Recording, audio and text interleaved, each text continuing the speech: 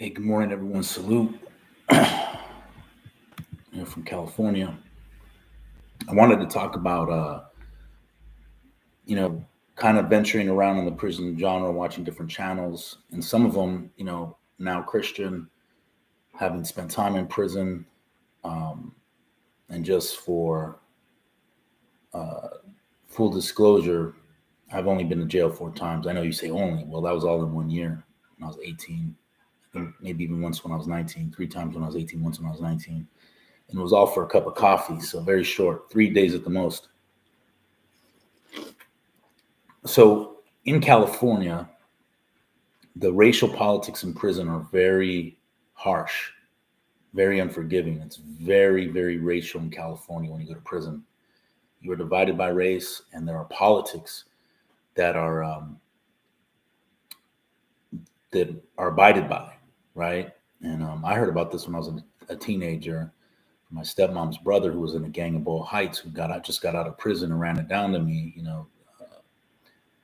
That the different races, if you're, quote unquote Hispanic, you don't, eat at the same table as blacks, or you don't drink in the water fountain after them, whatever.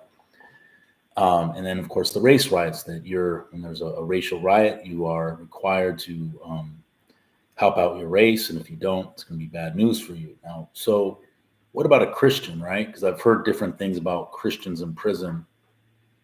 And, 9 times out of 10, if you're a Christian, you're not going to end up there, but we know things happen, right? Or there's people that go into prison and they, find God. I'm talking about sincere ones, because I'm sure there's ones that go in there to find God just to get out of try to escape the harsh prison politics and that type of thing. But for those who are sincere and they convert to Christianity, whether in prison or they're Christian, somehow they ended up there for whatever reason, what would they be able to, if they're demanded? Because I heard different things. I heard that they'll leave Christians alone in terms of when there's riots that go down, Christians just, they're in their own world. Then I heard that, Christians are pretty much left alone, but if there's a race riot, then they have to jump in. They have to be involved. This is what I've heard. I've heard different things, right? So would a Christian be able to, right, by conscience, participate in a race riot?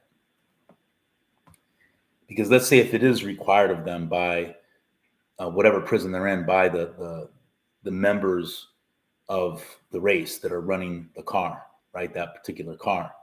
And if it's required of them, they have a dilemma, right? Because now you have to say, well, is this something I can participate in from a biblical point of view? But I know if I don't, there's going to be consequences, immediate consequences, right? But if I do, then I'm going to have my conscience eat away at me, because I know that this is something from a biblical perspective I shouldn't be participating in, right?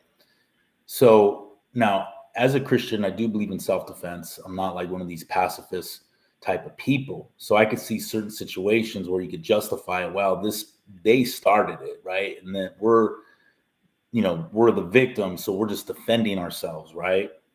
I could see that point of view. Now, what I will say is this.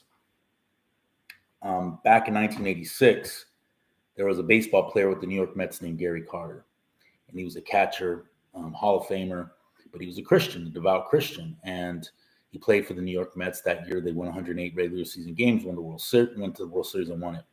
And they were known for getting a lot of fights that year because they were a very cocky team.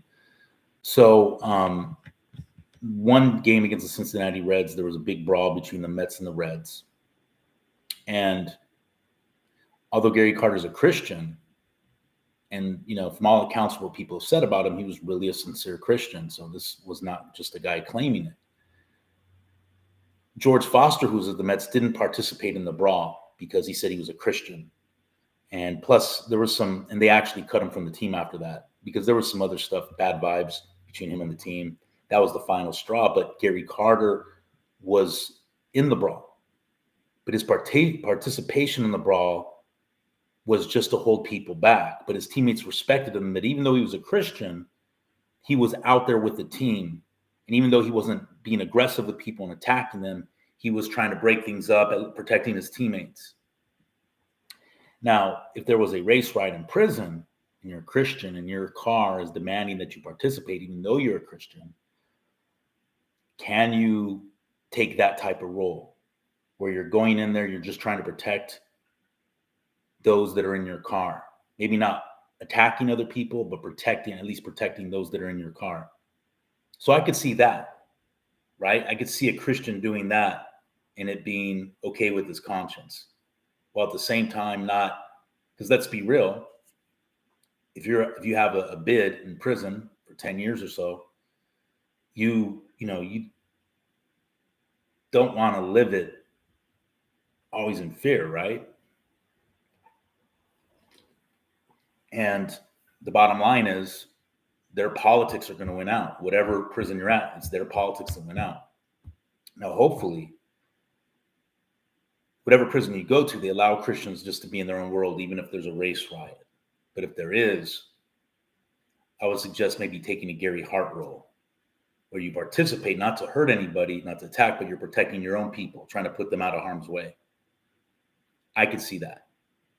And I could see the car being satisfied with your participation in that way. You're not aggressively attacking anybody to hurt anybody, but you're protecting your own. All right. So that's just my take on it. That's probably the best approach to take if you're a Christian in prison and if you're demanded to participate in a race riot by your car. All right. Salute.